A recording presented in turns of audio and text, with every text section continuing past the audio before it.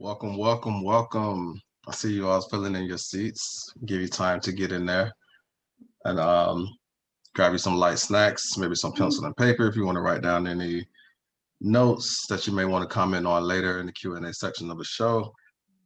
Without further ado, I am Marlo Brooks. Welcome back, everyone. I'm very happy to be back as well in another week of course that is conversations on race and policing. And this week's topic, we'll be talking about policing different DNAs and how our focus on diversity and policing may be misguided. So with our presenter today, I think it's gonna pose a lot of questions with you guys as well that you may want answered by our presenter or some of my co-hosts as well. So don't forget to spike that Q&A button so we can get to that section during the Q&A section of the show. Our presenter is going to be great, guys. Can't wait to dive into this to today's topic as well. So I am joined by my co-host, Zoralyn Oglesby. First year here. Zoralyn, would you like to say hey to everyone? Introduce yourself to Hi them. everyone, my name is Zoralyn Oglesby. I'm a junior here at Cal State San Bernardino. This is my first year here on campus. Because of COVID, I've never actually been to campus, so I'm sure it's a beautiful thing. But I know Cal State purely online. I'm looking forward to today's talk and learning about some new things. That's great. Thank you. And as always, we have my friend, community leader, and Westside Action Group's president, Mr. Stan Futch. And good afternoon, everybody. Looking forward to another exciting conversation. And like Zoralyn said, I'm looking forward to learning something. Great, great. So as always, to kick the show off, we're going to pay homage to the land on which CSUSB sits on. So we recognize that California State University of San Bernardino sits on the territory and ancestral land of San Manuel Band of Mission Indians. We recognize that every member of the CSUSB community has benefited and continues to benefit from the use and occupation of this land since the institution was founded in 1965. Consistent with our values of community and diversity, we have a responsibility to acknowledge and make visible the university's relationships to Native peoples. And by offering this land acknowledgement, we affirm Indigenous sovereignty and will work to hold CSUSB more accountable to the needs of American Indian and Indigenous people. So we thank you. I'm going to switch it up a little bit. We're going to turn things over to our very own Dr. Mary Texeira. It's going to be bringing us an introduction today. So Mary, take us away.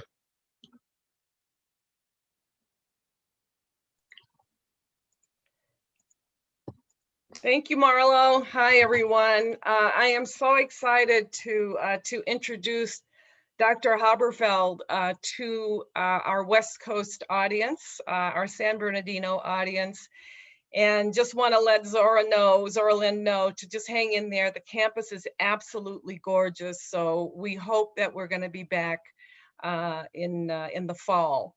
And so Dr. Haberfeld is a professor of police science at John Jay College in New York City.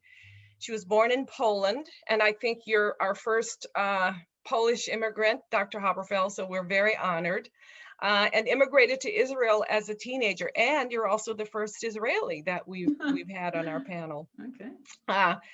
She's an expert in law enforcement, terrorism, and white-collar crime in the United States, Eastern and Western Europe, and Israel. Since 2001, Dr. Haberfeld has been involved in developing, coordinating, and teaching in a special educational program at John Jay for the New York City Police Department, and I'm sure she'll tell us about that. So with no further ado, please make Dr. Haberfeld feel welcome. Thank you. Thank you. So it's my turn now, yes? Or... Absolutely. Okay. All yes. right. Okay. So first of all, thank you very much for having me. I dedicated my entire life to the police profession. I truly believe that professional, fair, equitable policing is a pillar of democracy. And unfortunately, we are far away from where we should be in this profession. And as unfortunate as last year has been, from my perspective, at least it brought to the national and international attention to things that I've been talking about doing research on, writing about, publishing for the last 30 years, and had a very limited audience. And so sometimes from horrible things, positive things evolve. And these conversations to me are really the epitome of everything that I was hoping for, that people will start paying attention to what is happening. But also demystifying certain perceptions and concepts that people have about the profession. And this is something that I would like to start with. So there was this very insightful historian, British historian, but his name was Charles Rees, and he started thinking about the idea of policing and why do we have police? And he actually took us thousands upon thousands of years BC and trying to create this theory. And I think the theory is an excellent one, and I adopted it. Why do we have the police? So try to envision for a moment this primitive society, and primitive in the sense that we're talking about, I don't know, 20, 30,000 years ago, when people started to realize that maybe living alone is not such a good idea. And they started to come together to live in this Stone Age societies. And in each of these societies, there was somebody who became very quickly a leader. And how do we know that? And this is something that actually has to do with my formal education. I actually have an undergraduate degree in prehistoric archaeology. And this is why I was very impressed with this theory, because almost in each and every prehistoric dwelling, regardless of where on the earth we're going to look at, there is one dwelling that is bigger and larger than all the others. And from this we extrapolate that this was the dwelling, the house, the hut of the leader of this particular community. And when they came together, of course, there was a distribution of responsibilities and distribution of tasks. Certain individuals were hunting, certain individuals were gathering food, others were bringing water. And according to Rees, one day, one of these individuals decided that he or she doesn't want to do it anymore. But the community depended upon this individual that I coined bear gatherer, to extrapolate from the theory a little bit and make it a little bit lighter than it is. The bear gatherer wakes up in the morning and says, don't want to gather berries anymore. And everybody runs to the leader and says, this individual doesn't want to gather berries anymore. But we need berries. And the leader looks around and says, okay, we need to convince our berry gatherer to go back and bring the berries to our community. And of course, being a leader, he or she is a smart person, doesn't want to do it by himself or herself. So they need to designate somebody to go and convince the berry gatherer. And of course, we can make this assumption that the designation was not based on individual's IQ, but rather on physical strength. Who do I send to convince the other individual to gather the berries? And this is how the first police officer was born. Somebody who was designated by the leader to convince the berry gatherer to go back and do his or her job. And of course, the assumption, the follow-up assumption is that that person probably used coercive force rather than de-escalation techniques to convince the berry gatherer to go back to work. So fast forward to 19th century, and a very smart but deceitful, at least in my mind, politician in the UK, who was in charge of creation of the Metropolitan Police Force, Sir Robert Peel, who said that in order to create a professional police force that will police in a way that will be perceived as equitable and fair, we need to do one thing: take the politics out of policing and take the police out of politics. So this is the point of departure for my talk today. What happened 200 years ago, and by the way, Sir Robert Peel is credited with the creation of modern community-oriented policing. He created this concepts, the ideas, but again, with clear recognition that until we have politicians involved in policing, nothing will really be as professional as we want to be. And to Charles Rees and Sir Robert Peel, I would like to add another individual. And this individual basically is a sociologist by the name of Bittner, Egon Bittner, who also tried to find the answer, why do we have the police? And he said also something very interesting. We need the police because something ought not to be happening, and this is direct quote from him verbatim, something ought not to be happening about which something needs to be done right now. Not tomorrow, not in a few hours, right now. This is why we have the police. And of course, he also gave an illustration for why do we need the police when such a thing is happening. And the story behind this, his story, that we have two neighbors. They live in the house that is two houses that is separated by a fence. One neighbor has an apple tree that is close to the fence. And the apples from this neighbor's tree are falling into the garden of the other neighbor, who happens to hate apples. So he goes to his neighbor and politely asks him to pick up the apples and take the apples away because he's allergic to them, whatever. And of course, the neighbor with the apple tree says, I don't want to. This is my tree and I can have it wherever I want it to be. So to make this long story shorter, the dispute between the two neighbors escalates to the point where the neighbor who wants the other neighbor to pick up the apples goes and gets the gun. And this is where you get the police. And this is where you call for the police and expect them to resolve this, because if you leave it without the police, somebody will end up dead. And this is not what we want. So this is the explanation for something ought not to be happening. This quarrel should not be happening. And something needs to be done about this right now, because if not, the neighbor with the apple tree will be dead. So where are we in the year 2021? We are at a place where people out there are told by police commissioners, police chiefs, politicians for the last, I would say almost 40 years, from the advent of the idea of community-oriented policing, that police organizations are here to serve and protect the communities.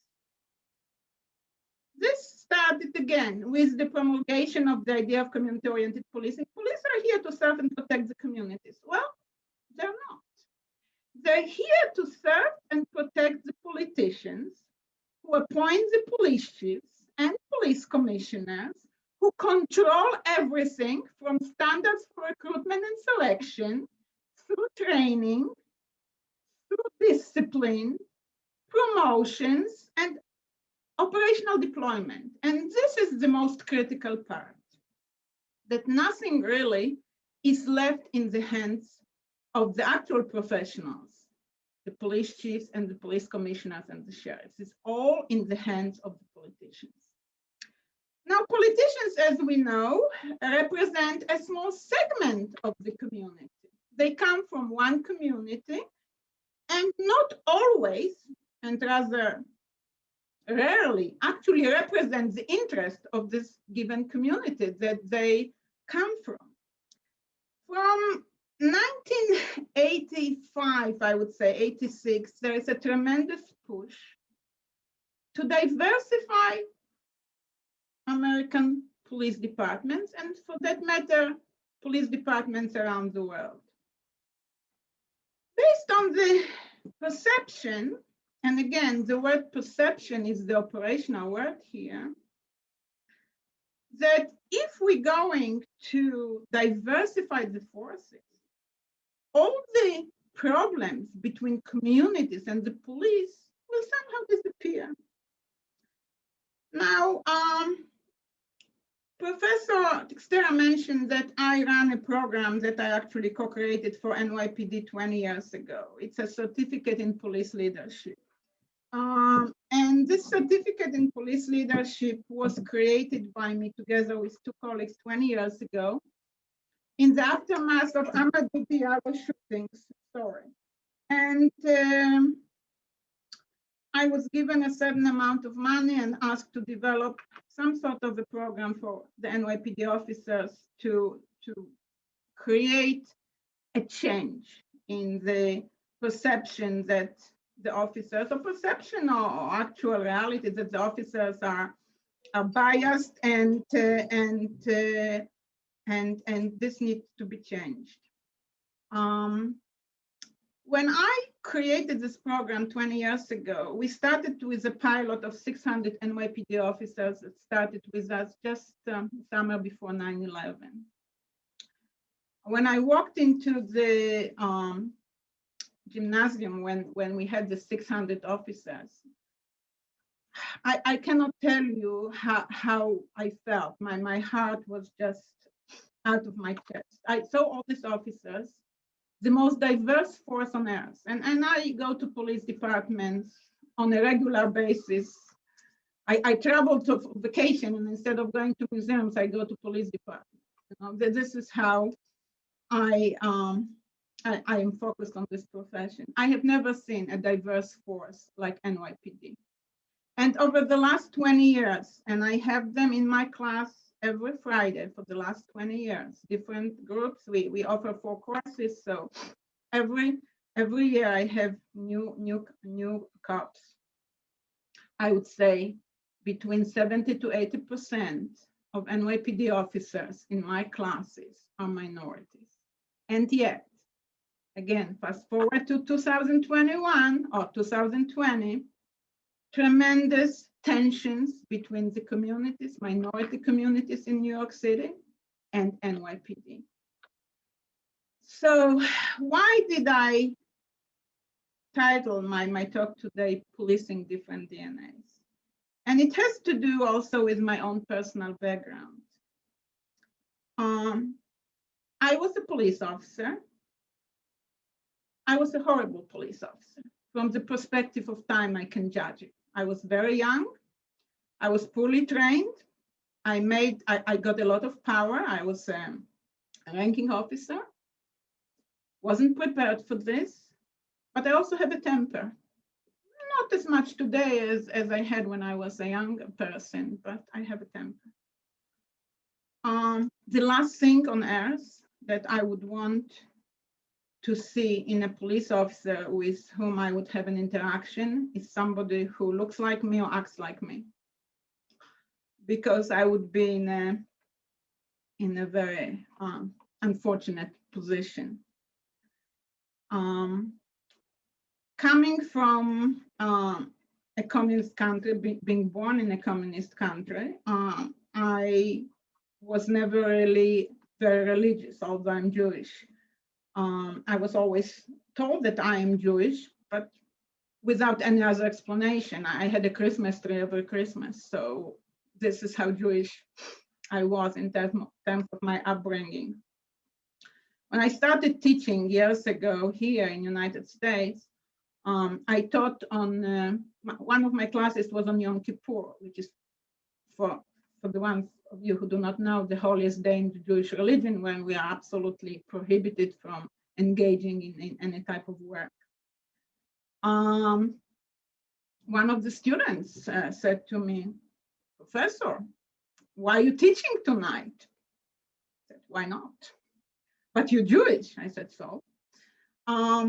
The perception that just because I am Jewish, I observe that holiday is our own perception. Yes, I am Jewish, but I don't necessarily observe this holiday. Yes, I am a woman. I don't necessarily want to be policed by a woman.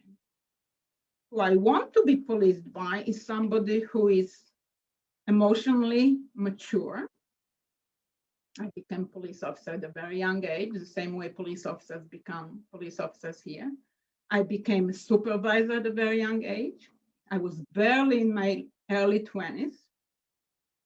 We know today from various peer-reviewed psychological studies, clinical psychology, people do not mature emotionally fully until their late 20s.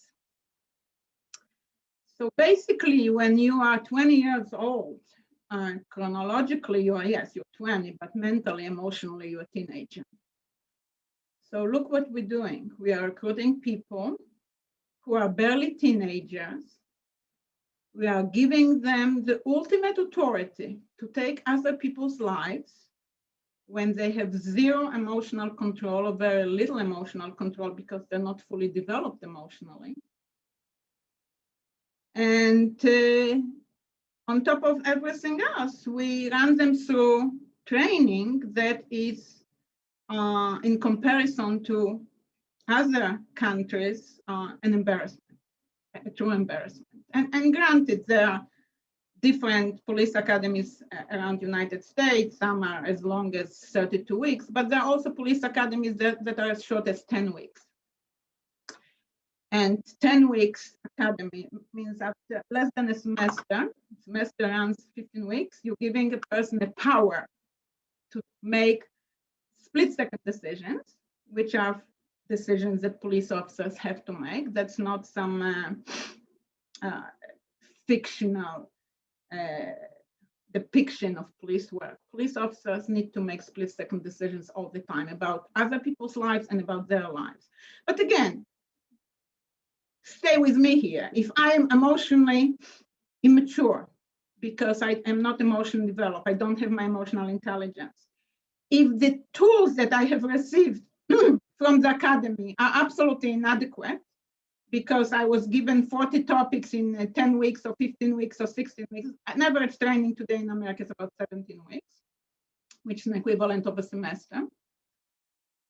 Will it really matter whether I'm a woman, a Black person, a Hispanic person? It's not going to matter because I am not the right person for the job.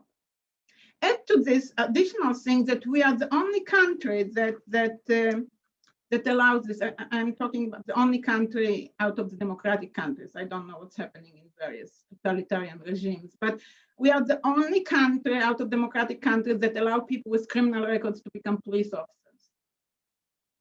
Now, Psychology 101. Past behavior, the best predictor of future behavior. Don't need to argue this with me. This is again Psychology 101. I happen to believe in this, and it's not about people not deserving a second chance. It's about a profession that has the ultimate power, and a profession that has the ultimate power of life and death. That's not a profession that I would like to see somebody given a second or third chance. There are many other professions that people can choose. If they really care about this type of work, there's a lot of need for social workers. They can go there, but not to a profession that has this ultimate power. So we have people who have background that does not qualify them to be police officers, lack of maturity, lack of understanding what police profession is all about. And add to this, again, going back, this political interference. Politicians do not only control police departments and how police officers are deployed, they also control the narrative. So what is the easiest way to get out of trouble when there is a serious conflict between a given community and police department? to throw out there a simple solution. We'll diversify the force. We'll give the police officer sensitivity training. We'll give the police officer de-escalation training. I look at this and see how people in communities are buying into this rhetoric. But these are false rhetoric. If I am the wrong person for the job, no sensitivity training or de-escalation training is going to change me, because I simply don't have what it takes to understand what the organization is telling me to do and how it's telling me to do it. You know, when I started writing about policing as a profession, my first book that I am mostly proud of is titled Critical Issues in Police Training. In this book that I published 20 years ago, I identified a number of problems that this country will face unless something is going to change.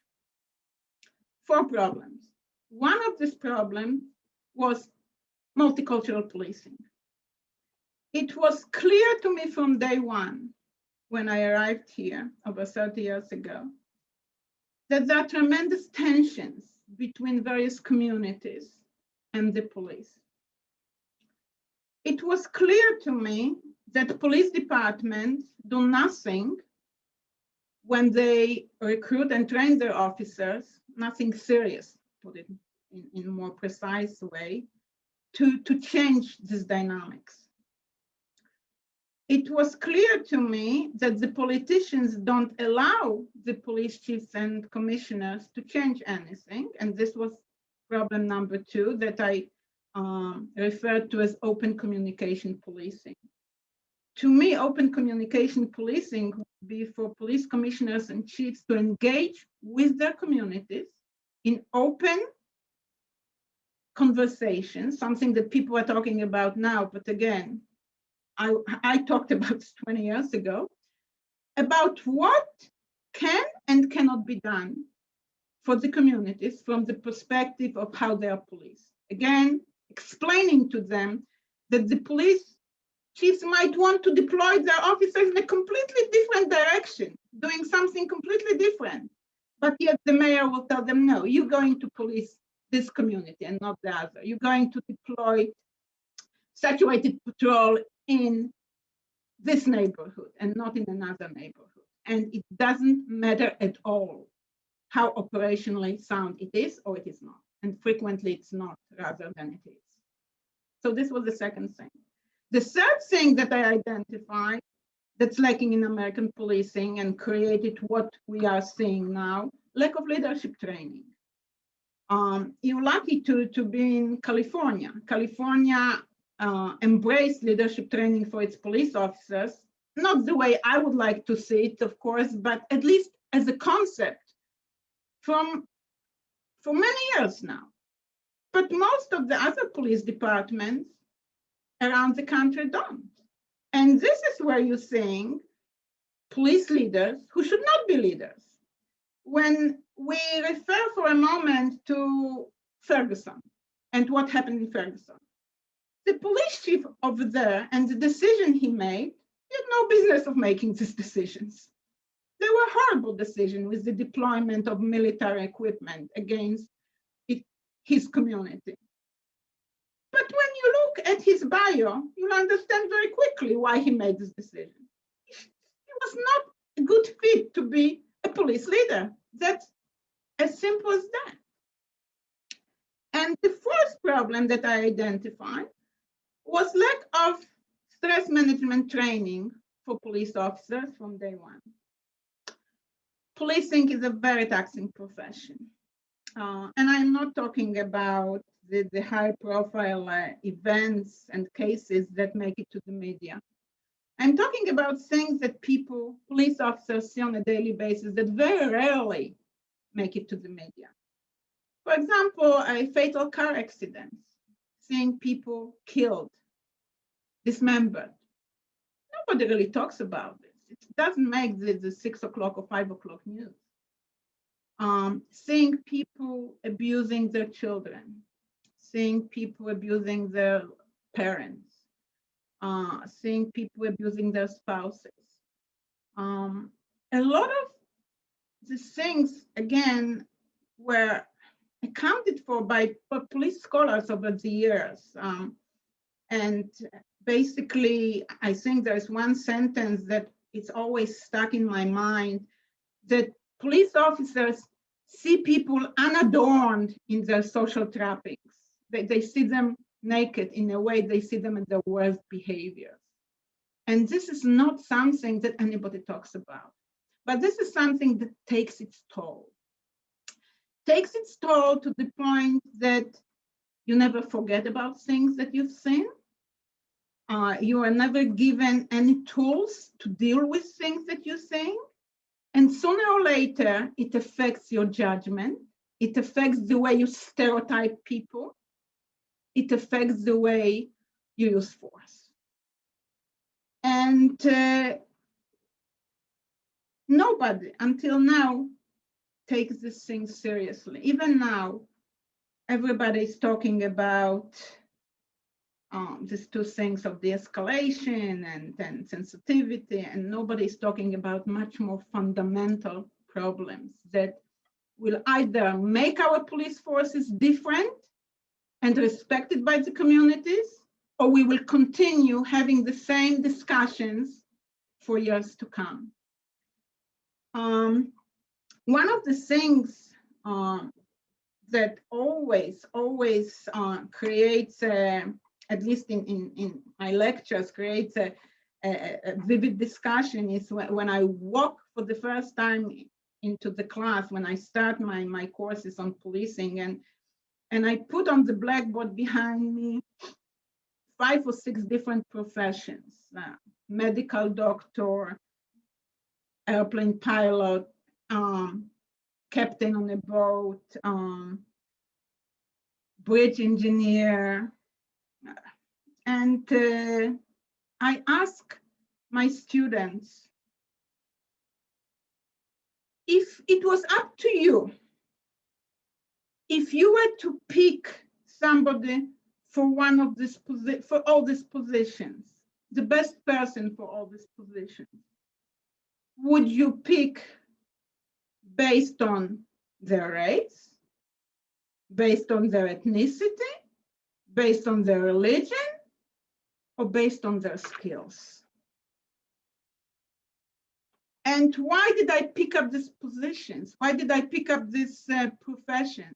Because all these professions have impact, potential impact on your life. If you go to a wrong doctor, the doctor can kill you. If you are flying an airplane and the pilot is drunk, the pilot can kill you. If you take a boat, a ship, a ferry, and the captain is not the right captain, you can drown. And if you go on a bridge, whether on your bike, on your car, or just walk, and the engineer behind this construction was somebody who just didn't know how to do his or her job, you're dead. And of course, everybody says, without exception, I would pick the person with the skills. Not the person who looks like me, who thinks like me, who have the same set of beliefs. I'll pick up the person with the skills.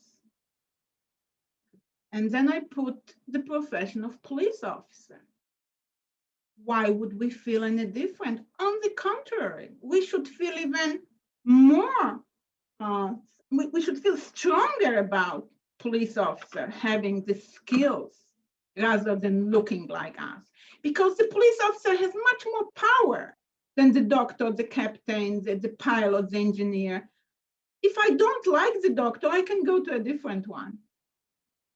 If I feel that the pilot is doing something wrong as I board, I can leave the plane, and so on and so forth. You know where I'm driving at.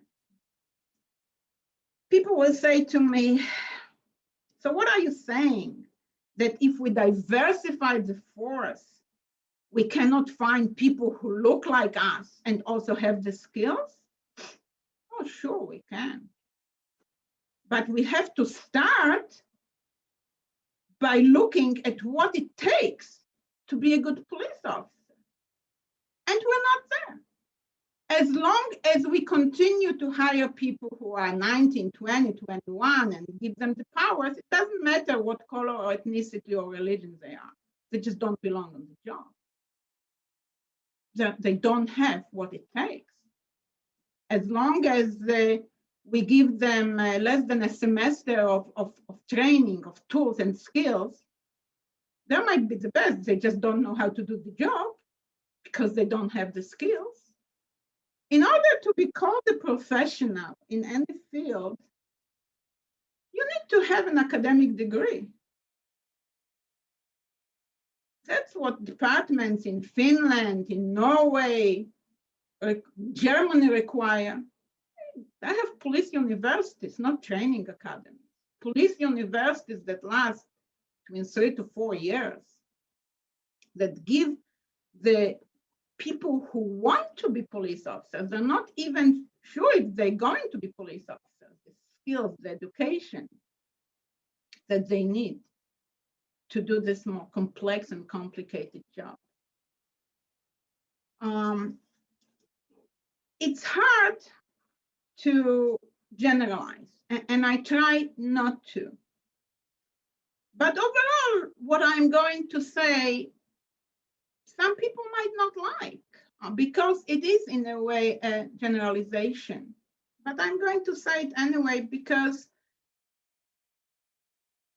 it is not just my feelings. It is not just my perceptions. It is based on 3 decades of solid research, spending time in police departments around the country and around the world, and training police officers around the country and around the world. I think that United States of America, and the great country that it is, has a responsibility towards its citizens, its communities, to transform our police forces in the most fundamental way.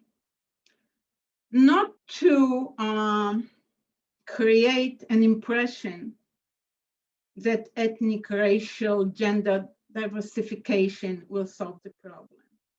Not to create an impression that 7 days of multicultural or sensitivity training will change the problem or will solve the problem. Not to create an impression that it is a problem between a police department and the community. It's not a problem between the police department and the community. It's a problem between the communities who are willing to be, are willing to accept people who should not be part of this profession. And again, there are, people always say it, and I say it, there are a lot of great police officers. I would say there are a lot of great people on the job in the United States of America, in terms of wanting to do the right thing, but not necessarily knowing how to do the right thing. And this is the difference. And this is why I said I am generalizing, because yes, I think that overwhelming majority of police officers want to do the right thing, but they don't know how to do it, or they don't have what it takes to do it. You know, I study leadership, and this will be probably the end of my presentation. In leadership, to be an effective leader, you have to be both willing and ready. It's not enough to be willing. It's not enough to be ready. You have to have both qualities. Want to do a job and ready to do the job. And it is my profound belief that American policing today does not have enough officers who are both willing and ready. And this is the end of what I have to say. I'll be more than happy to entertain any questions. Oh, I think we'll have lots of questions, Dr. Haberfeld. I think we'll have lots of them. Stan, did you want to start? Did you have a question? I will. I'll jump right in there. I was a 34-year firefighter, and over the years, we got people in on the job, and people, like you said, some of them had good intentions, but weren't good firefighters. But I will say this, when the fire department hires a person, they know the person's gone through probably 1, maybe 2 years of training that's in the colleges to get to that level. So that's 1 year, say 1 year. And then they take them and they put them through a academy, like you said. And that can be, like you said, the problem with the academies is some of them are 9 weeks, some of them are a year. And so they go through the academy and then they go even further. And so now they're on the job. They've gotten through both of those, they're on the job, and they actually, they're not a firefighter. And so their officers are encouraged by upper management to not lose them because too much has been invested in them up to that point. So here's my question. Do you believe the police departments allow its members to continue to keep their jobs even though they lack the skills to perform their jobs? Absolutely. And it goes to my conceptual model that I developed about 15 years ago, and I coined it the Pentagon of Police Integrity or Police Leadership. And the first prong is looking at recruitment, selection is the second, training is third, supervision is fourth, and discipline is fifth. It is my profound belief, and it is very much the situation in policing, that once you go through the academy, the consideration is, oh, it costs so much money to put you through the academy, so we'll keep you. This is absolutely what's happening, that people who finish the academy, who are unfit for the job, by the way, most of the academies require you to just, the passing grade is a C, 70, okay. As an academic, if I have somebody who passed the skill test at the level of a C, I don't want this person to continue to grad school because I know that they are not a grad school material. If a police officer graduates from the academy with an average of 70, you should reconsider. But later on, you have this person on the job. And again, you look at the discipline, and you look at how officers are allowed to stay on the job with many violations. And there are violations and there are violations. It's one thing to fall asleep in your patrol car. It's another to use the wrong type of language because you happen to be biased. There is no, in my mind, there should be no second chances for officers who display any type of biased, racist behavior. This is not suspension without pay or demotion. This is congratulations, you've just been relieved from the force. Go and find another profession. But we have unions, and the unions don't allow these things to be happening, which is, again, in many other countries, unions do not exist. One of the things that I admire about police department, policing as a profession in Finland is that after they finish the police university, which takes over 3 years, there is a panel. There is a panel that interviews the candidates. And one of the things that they are asked, because the university program is composed of both academic and field work. So they know what policing is. They are asked, do you feel right now, after 3 years, that you are the right person to be a police officer? And if the person feels that they are not, or if their training officers and instructors and professors feel that they are not, this is the end. Well, one thing to be said about this, higher education in Finland is for free, right? So there is no consideration. We invested in that person for 3 years. Now we need to keep them on the job. But I would say we are rich enough in the United States to allow this to happen. If somebody doesn't belong on the job, it might mean that somebody will lose their life. Somebody else will lose their life. Let's not keep anybody on the job who doesn't belong there. And again, let's not give them 17 second chances. For sleeping in a car, yes. For engaging in other behaviors, conduct unbecoming, no, no second chances. And I did like the way you were talking about how other countries, they have to have a higher education. I think that's very important. I think that's, Mary and I have talked about that in the past too, and I think I agree with that, that the more education you have, the more you've learned, the more you can interact with other people and in a positive way as opposed to an aggressive or negative way. So one of the questions that was asked from our Q&A is, at what age do you think should be the optimum age to join a police department? So I've written already about this. I think 25. And again, 25 because many people feel that policing is a profession for younger people. So I need to somehow consider their feelings. But really, gone are the times where, you know, we were chasing after the perps and scaling the fences. I mean, that's something we see on television. Policing is an intellectual work that requires emotional, social intelligence. And there's no way that anybody has this intelligence before they're at least 25. So I would start recruiting them at the age of 25 and then putting them through at least 2 years associate degree, or preferably 3 years university, like in Finland, like in Norway, like in Germany. So by the time they hit the street, so to speak, they're like 28. And I think nothing wrong. 28, starting police work, understanding things from the perspective of what you've learned, understanding things from the perspective of your emotional development.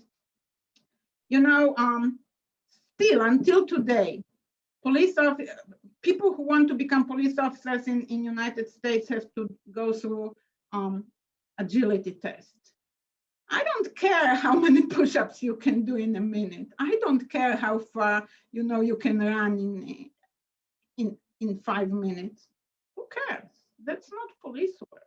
I mean, when it amazes me that this is one of the qualifiers. While once you graduate from the academy, nobody cares in what shape you are. You can balloon to 500 pounds. You are not required to pass any physical test. There is such a disconnect between what we're looking for in police officers when we're recruiting them and then what they actually do when they're on the job. I do know that when I was in England, one of the things that most students would do after they graduated from secondary, modern, or high school, as we call it in America, they would go on tour. They would see the world. They would take off and their families would pay for it, and they'd just go around and see what's going on. Then they'd come back and go to college. So that's a year off of what their life is. So now they're in college. And like you said, then they do 4 years of college. And you're right, by then they're around 25 years old. And then they get into the service form. I think that's right on step, because I think a lot of people are not mature enough to take another person's life into their hands at 21, 22 years old. You know, you mentioned England. UK actually about 2 years ago made it mandatory now to all its police officers to have an academic degree. Yes. So this is mandatory now in UK, and all the and all the universities there now are creating new programs, especially for the in-service people that need to. So to join now, you will have to have an academic degree, but the entire force now has to go and get the degree. So there's more and more recognition around the world that this is what's needed for the profession. And I'm glad you mentioned that California is doing better than a lot of other states, because I know on my job now, a lot of degrees are coming in the door. And with those degrees, the downside is everyone's competing to be the boss. So there's a lot of smart people and everyone wants to be the boss. And so there's a lot of upward mobility, but I do think those that are coming in seem to be more in tune to not only their job, but in intercommunications with other individuals. And I think in law enforcement, that's vital. That's so vital. Let's see if we have any more questions here. Can I slip in Jump here? right in there, Mary. Stan, thank you. Maria, I have so many questions because obviously your take on what we've been doing in the last 30 weeks or 40 weeks or so is a little bit different, where we have sort of focused on the macro in terms of what police departments can do and not looking at the individual police officers. But I'm fascinated with your theory about not having diversity in police departments. What we're all about is why police officers, white police officers, are killing Black men. And I'm wondering what skills were lacking when Chauvin put his knee on George Floyd's neck. What skills were lacking? Can I just finish? What skills were lacking when Mike Brown was shot, and the officer in his testimony said, "It came running after me. It came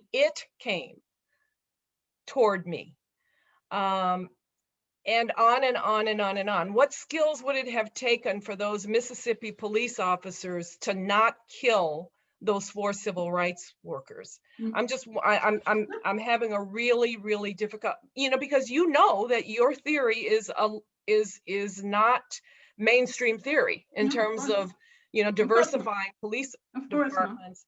And I'm just please go ahead. Sure. Let me answer just with a short story. I used to have a student for many years. He was a police officer from Liberia. He came to John Jay. And, since I've been talking about this for quite a while, it was a while ago, eventually he went back to Liberia, became number 2 there in police force. So when we were talking about these issues of white police officers versus Black communities, I said to him, well, at least you don't have this problem in Liberia, right? Black police officers policing Black population. And he looked at me and said, "Oh, you're very, very wrong about this." And I said, "How come?" And again, I don't know much about Liberia. I know more now, but certainly didn't know much back then. And he said, "We have the same problems as in America." I said, "How can you say this? I mean, you're all Black." And I said, "No, in Liberia, it goes by the shade of Blackness. So the ones who are darker are targeted by police officers who are a little bit lighter." I said, "Okay, but you are still ethnically the same." He said, "No, it goes still by the color." Okay, so going back to America and to Chauvin. Chauvin, first of all, it's a prime example of an officer who should not have been on the job prior to the event with Mr. Floyd. He had a number of complaints against him about use of excessive force, about misconduct. This is a prime example of what I'm talking about. Get rid of this person. It's conduct unbecoming, cannot be a police officer. The other cases, whether it's Michael Brown or any other case that we can look at, what these officers were lacking, again, are a number of things. They were willing be police officers, but they were not ready to be police officers because they were either biased or misguided, or were under the impression that they can do whatever they can do and there'll be no consequences for what they're doing. That's a function, again, of what I was talking about for almost 40 minutes. There is almost a year in most of the departments after police officers graduate from the academy that they go through what's called probationary period. This is when they're observed by their superior officers, the FTOs, the field training officers. That's a long time to identify behaviors that are less than desirable. Of course, to have it done properly, you would have to have the supervisors who are the right supervisors, and you will have to have a different consideration with regard to, it costs us so much money, as was mentioned before, so we'll keep that person on the job and give them a second chance, right? So it's very hard to screen out all the people who do not belong on the job. Let's say hypothetically that Officer Chauvin had been hired at the age of 25. Or the officer involved in Michael Brown, Wilson, I believe his name was, would have been hired at the age of 25. Very hard to screen out people who have certain biases. They're smart enough to say what they know needs to be said, right? I'm going to police in an impartial way, and justice is blind, and all this rhetorics that are out there. But sooner rather than later, they will display the undesirable behavior. Studying police misconduct for over 2 decades now in many departments, overwhelming majority of officers who are involved in problematic encounters, this is not their first rodeo, so to speak. They had prior types of misconduct or conduct unbecoming. So how do we deal with this in an organization that has a proper leadership? By something that I said at the beginning. No second chances, no probation. There are certain behaviors that are not going to be accepted or are not going to be acceptable. Surprisingly enough, you know, I'm a big believer in the general deterrence and personal deterrence. Once there is a word of mouth out there that certain behavior will make you fired, people start paying attention to their ways of conduct and misconduct. I spent almost 2 years in Charleston, South Carolina, doing research there in Charleston. They had an amazing police chief, the late Reuben Greenberg. He was really known around the country for his unusual way of policing. He was actually an African-American who was adopted by a Jewish couple, therefore the name Reuben Greenberg.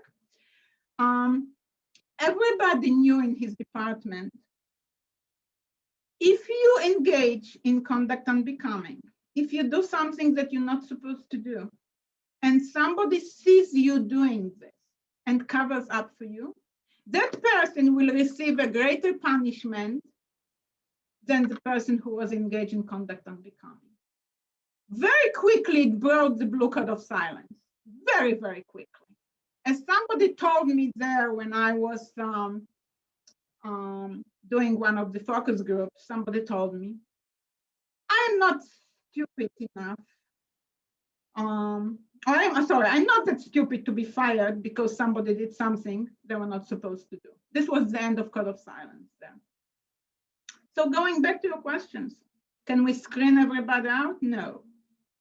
But if we can screen overwhelming majority by using the right tools, whether it's age or or later on the length of the academy, or later on the FTO period. But if this doesn't work, then we can screen people out through proper supervision and discipline.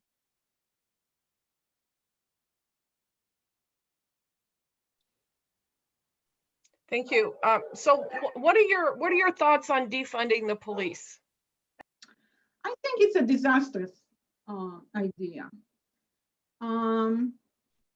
Anybody who is familiar with police budget knows a very simple equation. Between 85 to 90% of any police budget goes to salaries. What's left is training and equipment. If you defund the police, the first thing that will go will be training. The second thing that will go will be equipment. And then, of course, the third thing that will be left is the number of police officers.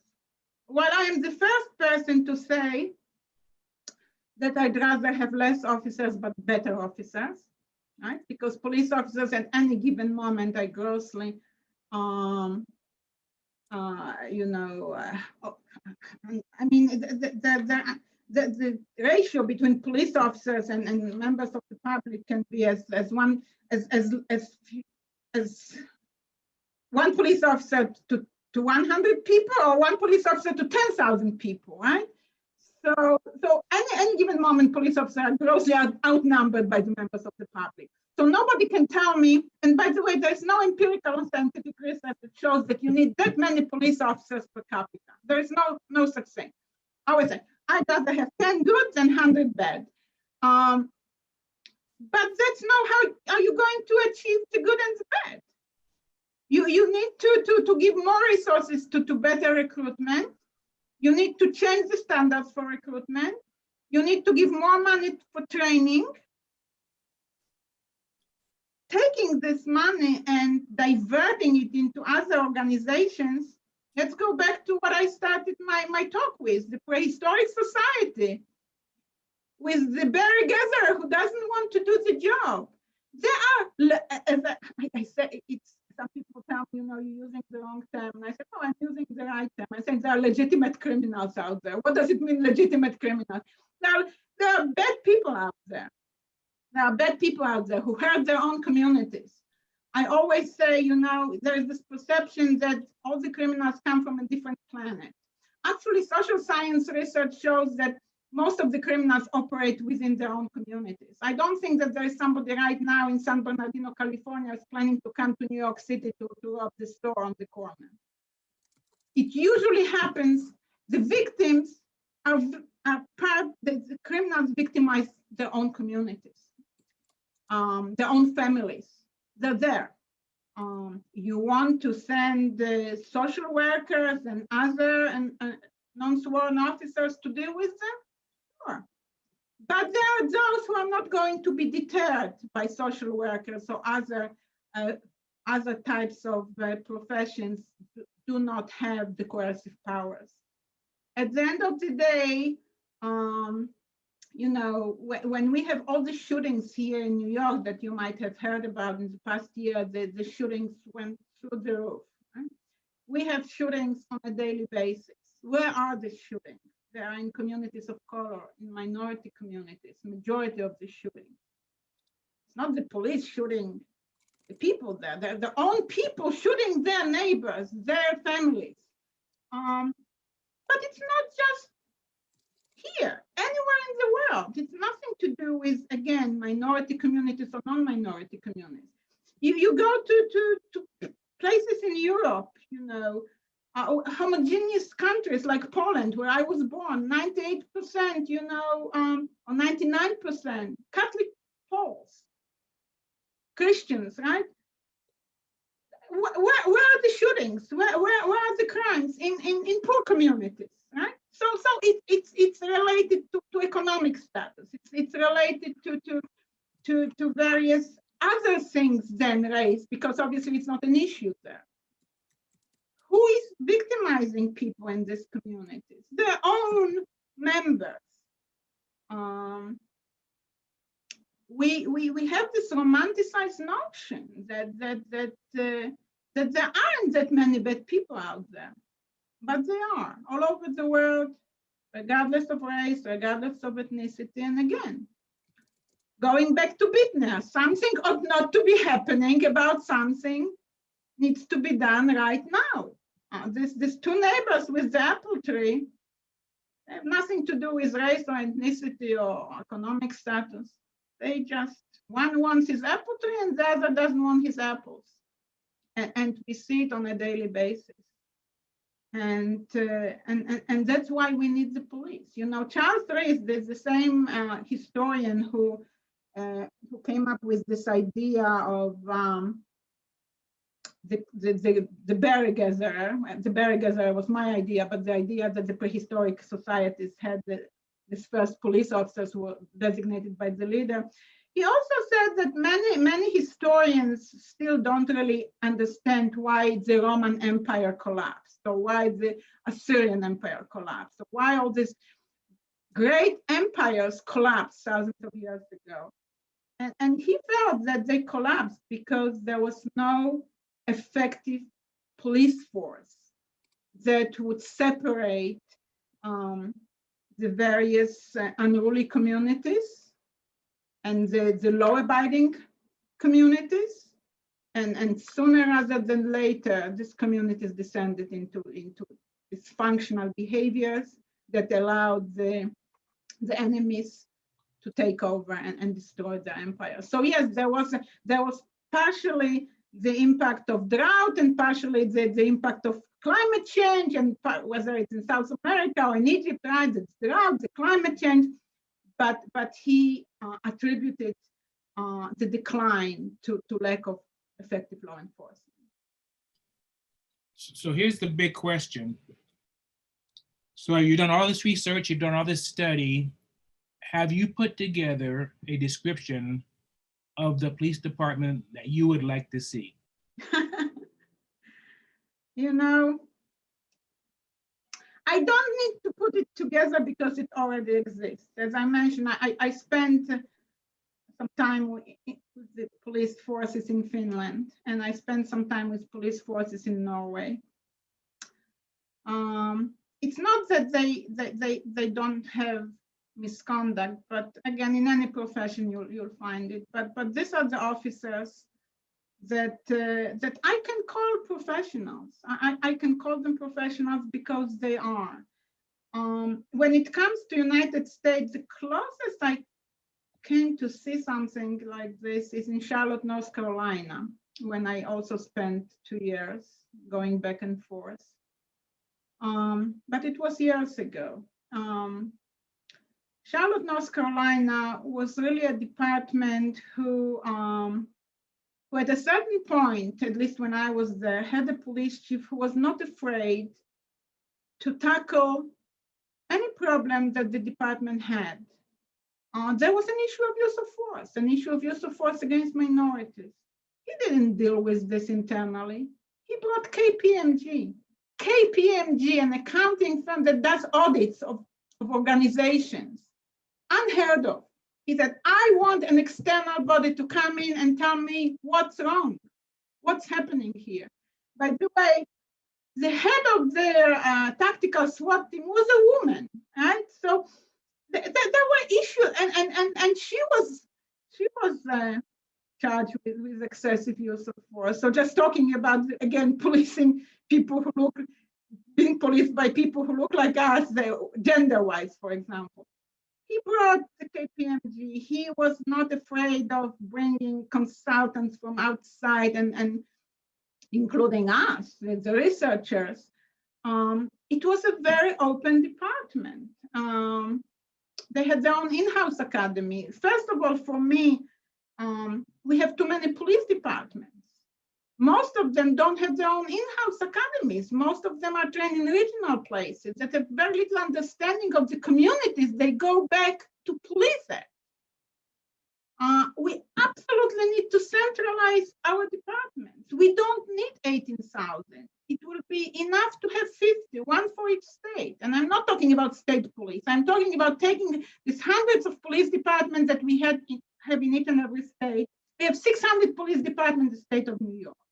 500 in the state of New Jersey, 300 in Connecticut. This is the tri-state area. We have 1,400 different departments. It's an absurd. We cannot start creating one good department when there are 17,999 others that will destroy the profession. When we centralize, we will be able to have a much better recruitment pool. We will be able to devote the resources to much better training and education, and we'll be able to have a mobility within the police force in such a way that will answer various problems that can occur in various communities. We'll be able to transfer people with certain skills, with certain leadership qualities to areas that are problematic. As long as we have the decentralized system, I cannot even envision this department. It's not going to exist. And if it's going to be created, it's going to be Disneyland. It's not going to be, it won't have a real effect on policing in America. Dr. Haberfeld. I'm sorry. I just have a sort of follow-up, if you don't mind, Marlo. Yes, definitely. Dr. Haberfeld, I totally respect the your research on policing. You've devoted, sounds like most of your adult life to this. I'm wondering if you have ever seen, speaking of empiricism, a relationship between the number of police officers in a given municipality and a drop in crime, or how does it affect crime? In other words, I'm asking, do police stop crime? I don't think police stop crime, and I know it's not very popular when I say this in front of police chiefs and commissioners. There is very little evidence. Crime goes down when there is a saturated patrol in a given area. So it doesn't go down because suddenly the criminals decided to join the NGOs that work for the global peace. They just move. Crime is displaced. Crime does not go down because of policing. It's displaced because of policing. So if you have these so-called hotspots of drug dealing and suddenly you have a saturated patrol there for a couple of weeks or a couple of months, sure, the drug dealers go someplace else, but they don't change their profession. Mm-hmm. We are the biggest, in terms of demand, we have the highest demand for illegal substances out of all the countries around the world. So as long as people can make this money out of this, starting in Colombia, paying, I don't know, $400 per kilo of heroin and coming to the United States and paying $250,000 for this, we're going to have drug dealers and drug users. Then why do we need police officers? Again, we need police officers for all these other types of criminal behaviors. I was the first person who said we need to decriminalize drugs because we'll never win this war. But we do need the police officers for the apple tree. We need the police officers if a husband is beating his wife, or the wife is beating her husband or her wife, whatever. We need the police officers when a parent decides to iron their children's back as a form of punishment. And I walked into an apartment like this years ago, and it haunts me till today, seeing a parent ironing the back of his child. We need police officers to arrest and control individuals who break into apartments, houses, attack people on the streets, slash people in the streets. We need them to remove the criminals from the streets. They're not going to change the crime patterns, but they can deter through arresting the individual, removing the individual. Are they going And to they stop? usually show up after the fact, don't they? I mean, you know, somebody's stabbed or there's a burglary or a robbery. But then they arrest that person, and that person is not going to stop the next person for the next, I don't Yes. know how many days or weeks or months. Yes. That's why we need the police.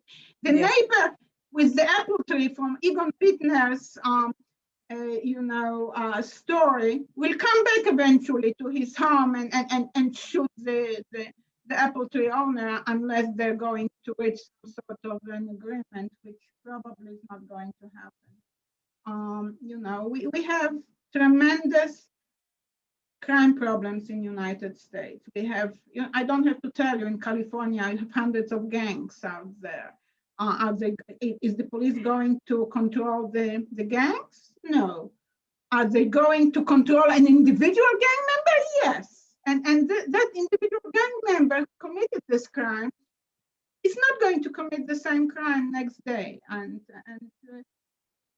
this is the unfortunate story of humankind. We commit crimes. We commit crimes on various Dr. levels. Haberfeld, I know on my job, one of the things we would say every time we got on the engine to go to a scene of an accident or whatever, we went to the fire or whatever, we were told, be the solution, not the problem. And I think in policing, they need to understand that that's their job, is to be the solution. You're right. I believe what you got to say, and we need them to mediate. But when they mediate, they need to be the solution as opposed to being the problem. It's interesting that you use this word mediate, because this is one of the things, again, that I've written about in my critical issues book. Police officers use guns very rarely, on average, maybe a few times during their career. What they do use on a daily basis is their communication skills. Most of them have very little of those. And again, I'm saying this empirically based because over the years of teaching police officers, I had thousands of police officers as my students. Like 90% of them are afraid to do a PowerPoint presentation in class because their communication skills are not there. We don't teach them the communication skills. We give them, some academies don't teach communication skills, period. Some give them 10 hours. A basic communication skills in an academic environment, communication 101 lasts for a semester, 45 hours of communication skill. And this is just 101 without going to more advanced courses on communication. I don't know of any department that gives 45 hours of communication skills today. And this is, forget the mediation skills. In order to have mediation skills, you have to have communication skills, basic communication skills. When I analyzed the academic training curricula, I was beside myself. I mean, 80% of what they teach them could be taught on the job. 80% of what they need on the job was not offered during the academy. There was some years ago, there was this movie, Police Academy 1, Police Academy 2, Police Academy 3, right? I'm sure the older person in the audience remembers. And I thought that this was wonderful movies because they brought various people who did not belong on the job, and they showed that they can be good cops. Well, this is exactly why I'm saying we sort of have a misguided notion of what policing is all about. I might want to be an Olympic skier. I don't have skills to be an Olympic skier. Wanting to be a police officer is not enough. Funny, but it's true, isn't it? And that's amazing. One of the questions is, do you think they should be limited, and the police officers should be limited to the use of deadly weapons by officers to more highly trained and special units to limit the amount of deadly deaths by cop? Yeah, go ahead. Around the world that practice this, the UK being one of them, that they have specialized, they call them firearms officers. So not every police officer is armed there. There are specialized units. Over there, I think it works, and in some other countries it works well. I don't think it can work in America because of this tremendous numbers of illegal guns in the United States. We just don't have the time for the specialized unit to arrive. Somebody is shooting at somebody or at a police officer, it's not the time to call for the backup unit. It's not enough time, especially in departments that, you know, that cover large geographic areas, and it will take, I don't know, 10, 15 minutes for a tactical unit to arrive. We just need people who are more mature, more in control of their emotions, more in control of their discretionary decisions, and better trained. But they do need the guns. That was in England, only as a young boy, and I was walking down the street, and this young man stole something from a store. And he was running down the street, and the Bobby showed up. He'd been called, and he showed up on his bicycle, got off his bicycle, and he took his baton and he flung it like a frisbee and tripped the guy. Walked up to the guy, picked him up, dusted him off, and the two of them walked back to the police station, which I didn't even know what police station was. To this day, I don't know what police station was, but there was a police station. And the only time I ever saw a gun was on a market day, and the police officer was called to the market because a bull had escaped and he had to put down the bull.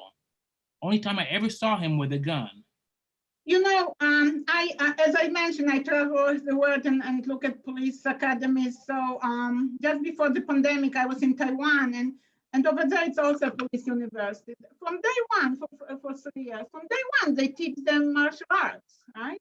When I watch some high-profile cases when police officers are trying to put handcuffs on an individual, and there are like 2, 3, 4, 5 police officers cannot do it, I just raise my hands. I said, I mean, I'm sorry. I mean, really? I mean, are you kidding me? I mean, but this is what we do not give the martial arts skills to our police officers. So if we give them, they're done in few weeks. So, you know, to get a black belt in karate, you have to study for 4 years, at least, minimum. So police academies that tell me here, oh yeah, we do martial arts. I said, no. This is liability training. I call it liability training. So you can say that you gave them the skills. You didn't give them any skills because they still don't know how to put handcuffs on them. So there are solutions. They're not earth-shaking. They do not require rethinking or reimagining. I don't like this word. The solutions are there. They're modeled by other countries. All we have to do is demand a transformational change. What we're demanding now is transactional change. Give us more diversity, give us more training on this, training on that. We really need to transform our policing. And it's a painful thing when you transform. And we need to centralize in order to transform. And every mayor of every little jurisdiction who has a police department of 5.5 cops, and we have plenty of those around the country, doesn't want to give up his or her army. They want their own police force, and they will fight till their death not to centralize the police departments in their jurisdiction. But somebody needs to make this decision, again, as I said, for my life's work to have any validity. And of course, before that, for people out there in the communities to stop fearing the cops, to start respecting the cops, and for the police officers. Again, the majority of them really want to do the right thing. And the fact that they cannot do it, it's not their fault. Shouldn't be on the job. Dr. Haberfeld, in your experience and opinion, if you may, do you think that the funding of a department and the pay and salary of the officers in that department directly affects how they do their job? No matter their tenure? Do you think that? You know, when I first became an academic here, and I started teaching in New Jersey City University, and the Jersey City Police Department is one of the largest police departments in New Jersey, but also one of the poorest paid police departments in New Jersey. They asked me to come and give them a one-day training on multicultural issues. But the first thing that I asked them, the cops, this was the last day at the academy. I asked them, why did you become police officers? And they said, well, good benefits, good salary. I'm saying, good salary. I mean, they're one of the least paid police officers in the state. I don't want to see people on the job who are motivated by the salary. You know, I could probably make more money in other professions, but I chose the police profession because I believed in the importance of this profession. Granted, over the years of research in other countries, and I was doing research in some former Eastern European bloc, Russian bloc countries, the police officers would tell me, you know, if I cannot put food on the table, I'm going to take the bribe. That's as simple as that. Well, there's a difference between having corrupted police officers and police officers who engage in excessive use of force. So if you pay them well, they'd be less corrupted economically, but it's not going to change the excessive use of force, which has nothing to do with, again, the pay scale, but the certain skills that individuals have to have. And again, I certainly didn't have these skills when I was a police officer. Zorlin, definitely hop in there if you have a question. Yeah, I had a question. You had raised this point discussing how it's up to the community to not accept maybe the corrupt policing that they experience and things like that. But it makes me question here in America, like how white America normally is the supporters of police officers, although there are some in the Black community.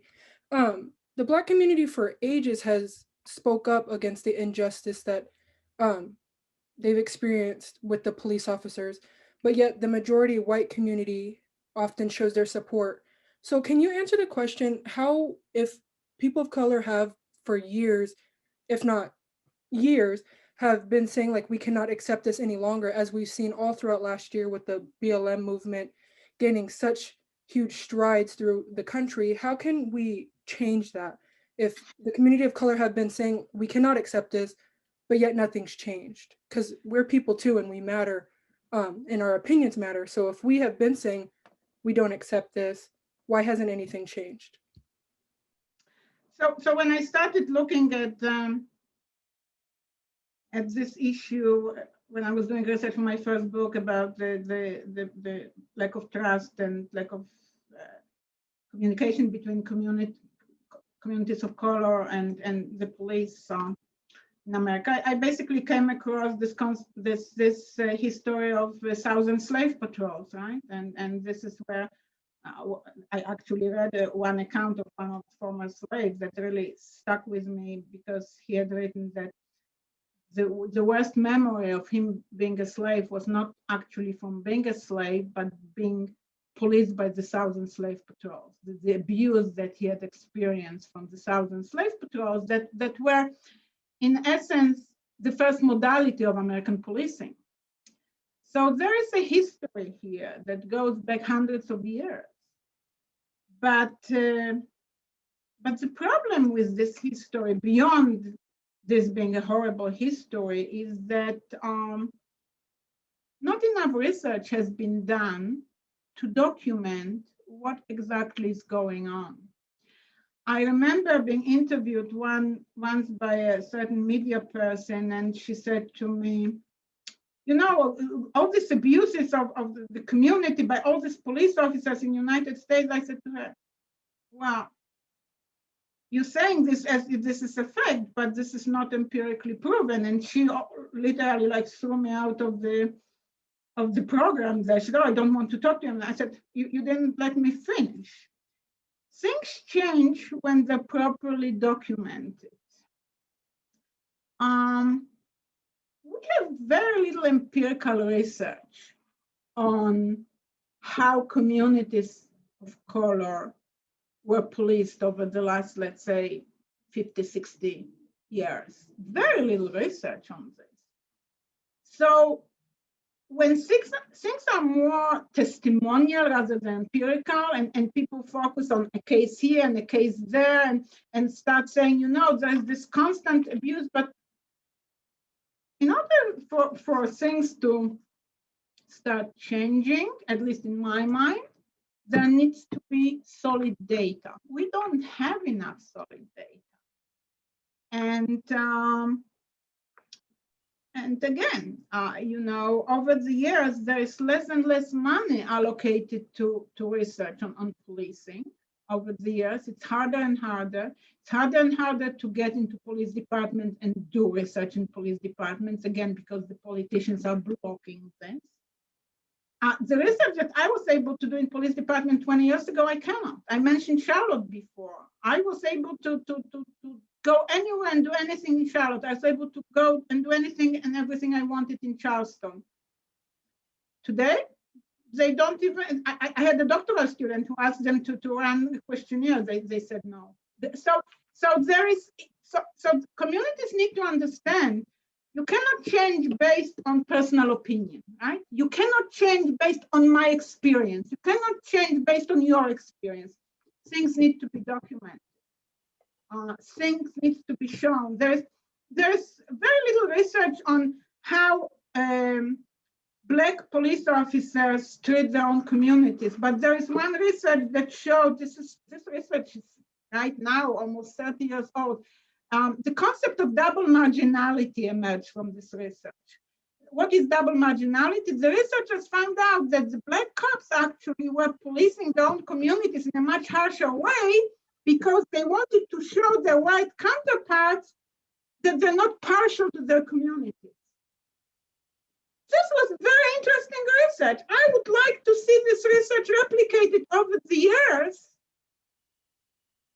One piece disappeared, nobody really received any funding. There's a lot of funding now for body-worn camera research. That's not where we're supposed to go, at least in my mind. Body-worn cameras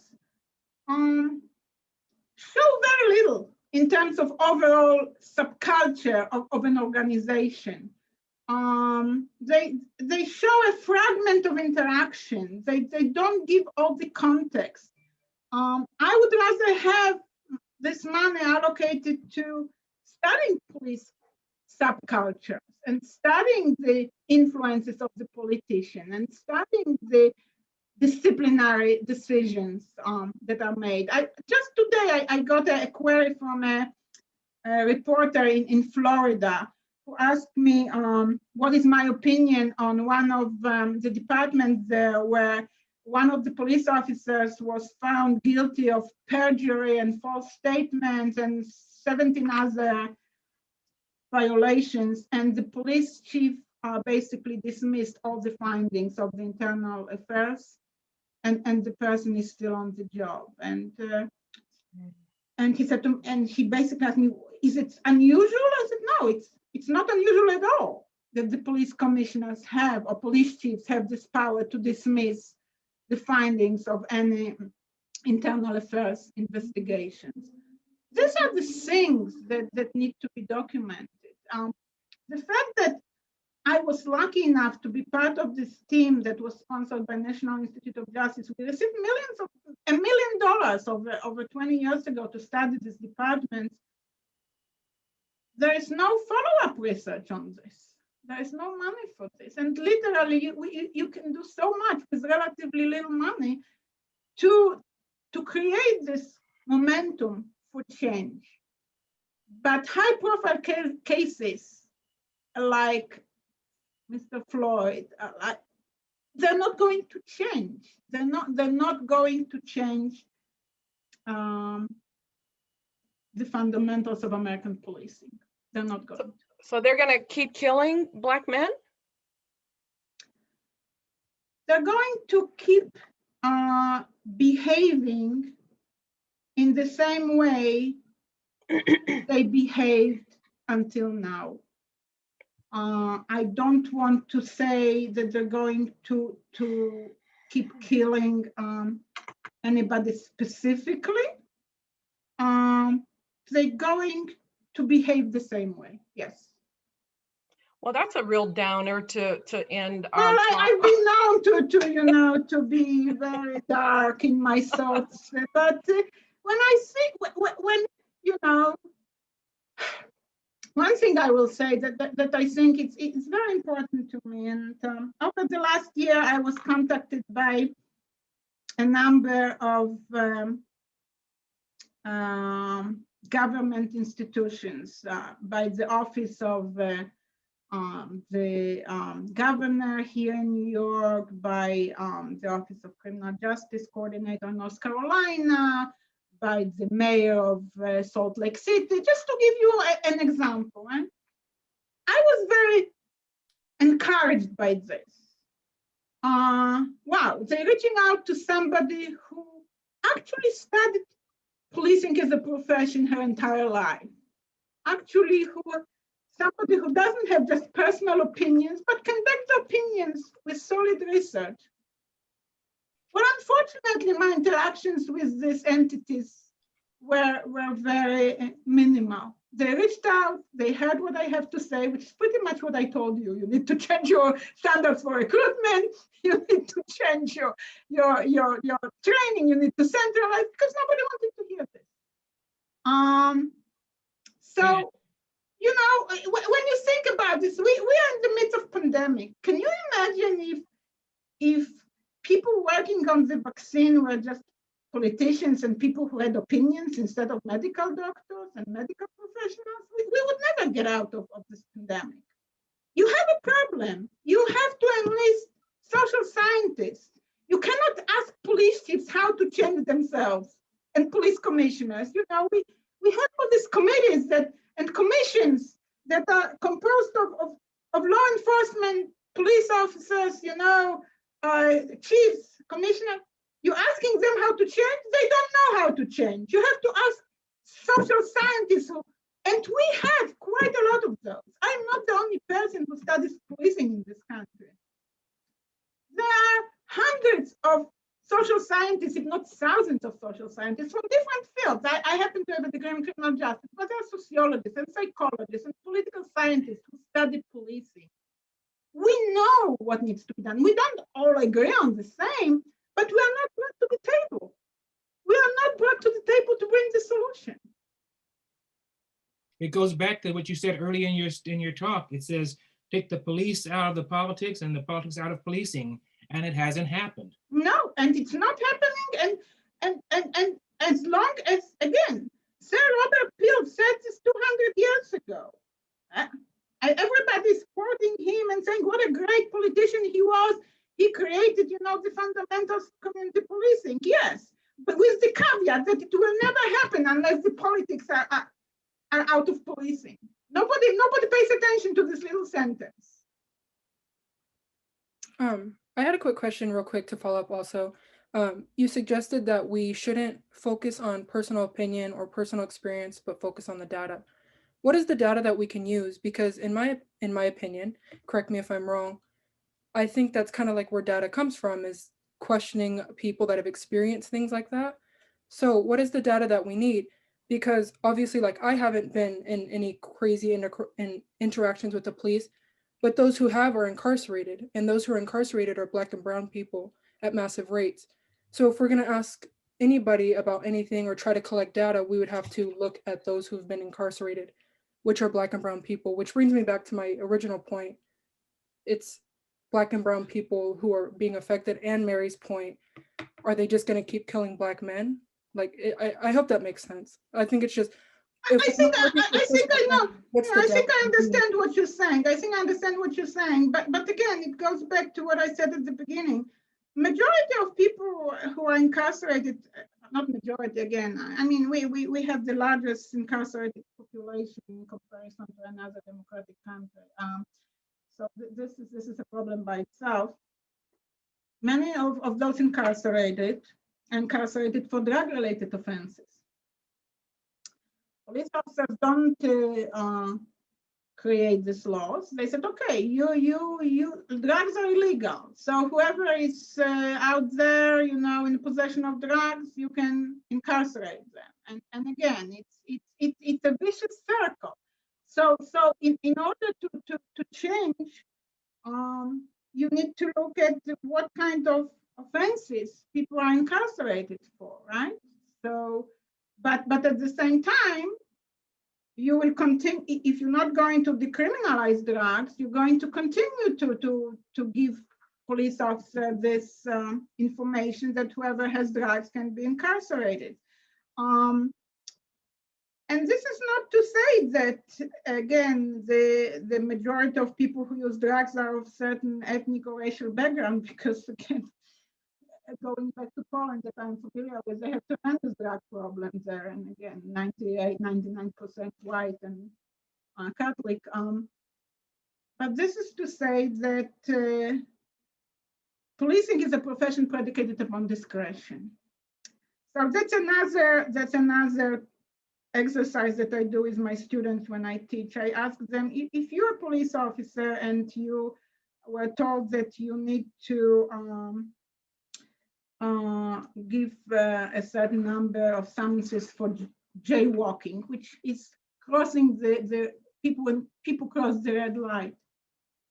And you are standing out there and 5 people are standing next to you. And I specifically make these people who are standing next to you very diverse. One is young, one is old, one is black, one is Hispanic, one is disabled. And they all start jaywalking at the same time. You're standing there, they all start jaywalking at the same time. Who do you reach out to and arrest? And of course, people tend to say, oh, probably the black person or the Hispanic or the young or the old. Until somebody realizes that actually maybe the first person that's going to be arrested will be the disabled one. And why? Because it's the easiest way, the fastest way to reach out to that person. A police officer has discretion, cannot arrest everybody. What is the easiest way to make an arrest when you have to make an arrest? To arrest somebody who is the easiest target. Just in this example, speed-wise, the disabled person was the first one the police officer was able to reach out. The young person moved quickly, the others, the black, the Hispanic, and the disabled was halfway through the intersection. And that's how police work is. So if I know that there are drug users on a certain corner, I'll go there. And if I know, because this is the easiest target for me. If this corner happened to be in a certain neighborhood, I don't necessarily think that this is a thought process. The thought process is, what is the easiest way for me? Where is the easiest way for me to make the arrest? So again, these are very simple yet very complex notions that have to be considered when we talk about who is the right person to be a police officer. Don't go where it's the easiest way for you to arrest somebody. Use other types of discretion, other considerations. But as I said before, you know, especially in New York City, sometimes there were times, and again, not speaking about now because of COVID, there are different considerations now.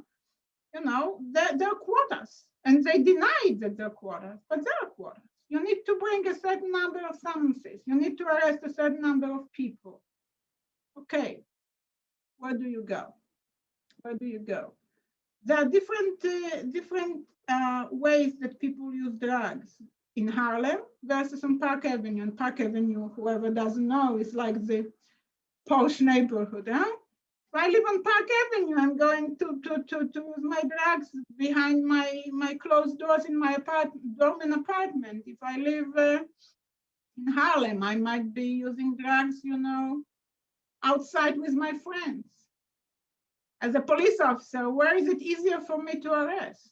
In a dormant building or on the street? Go and arrest on the street.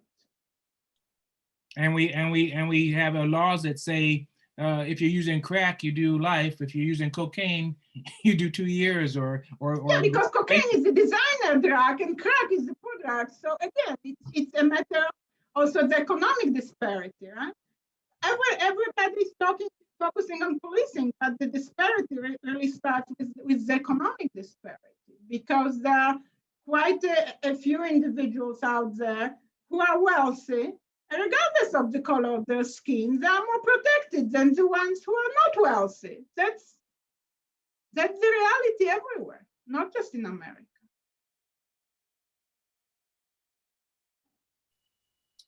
Well, we had lots of questions, but unfortunately we don't have time. We need to let you go. I know it's kind of late where you are. It's not midnight, but it's later than here. It's later than here, and we thank you for being so gracious and sharing your research with us, sharing your information. We truly appreciate it. You're most welcome, and whoever is here or had to go, you can always share my my email, and I am always happy to answer. And I always hope that somebody, even if one person in my audience one day will be in a position of making a difference, they will remember what I said. Yeah, all of us teachers hope that. All of us researchers that's true. Hope that we can make a difference. And I think you are, Dr. Haberfeld. Thank you so much. Thank you. Marlo, do you want to take us out? Yes, I am here. Thank you. Thank you as well, Dr. Haberfeld. That was a very great aspect to the show as well. You raised a lot of questions and we're right there to answer them as well. So. By the way, one more thing that I want to say before Definitely. I leave. When Sean Bell shooting happened years ago, some of you might remember, and Sean Bell was shot, by the way, by transit police. Police. By the undercover unit. I was interviewed by ABC News and then again and again, and I asked them, why don't you make a show? Why don't you make a show on television, national television, that will discuss the issues between police and community? And Sean Bell shooting was like 13, 14 years ago. We need to talk about this. The more we talk about this, the better it will become. And the producer told me, our audience is not ready for this. Mm-hmm. Well, that's what we're trying to do. That's exactly what we're trying to do. Thank you. Thank you.